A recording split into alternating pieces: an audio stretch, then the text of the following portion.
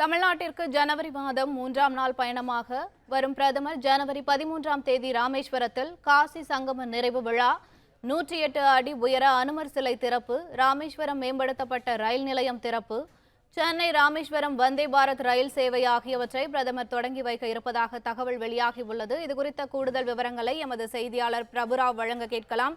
வணக்கம் பிரபுராவ், விவரங்கள் என்ன? பாரத பிரதமர் நரேந்திர மோடி வரும் ஜனவரி மாதம் 3 நாள் பயணமாக தமிழகம் வர உள்ளதாக ஒரு தகவல் வெளியாகியுள்ளது.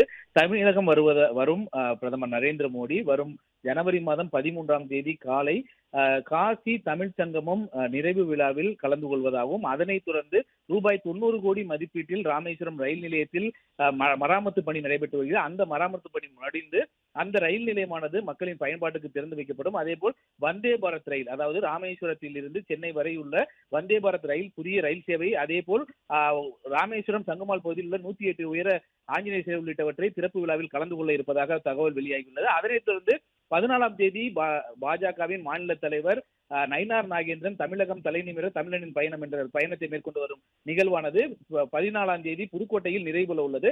அந்த நிகழ்ச்சியிலும் கலந்து கொள்கிறார். அதனைத் தொடர்ந்து 15ஆம் தேதி கோவையில் நடைபெறும் அந்த பொங்கல் விழாவில் கலந்து கொண்டு பொங்கல் நிகழ்ச்சியில் பங்கேற்க இருப்பதாகவும் ஒரு தகவலானது வெளியாகியுள்ளது.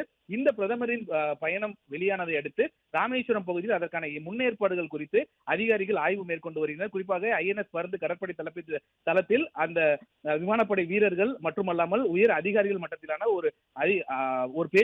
ஒரு ஆலோசனை கூட்டமும் நடந்ததாக தகவலானது வெளியாகியுள்ளது.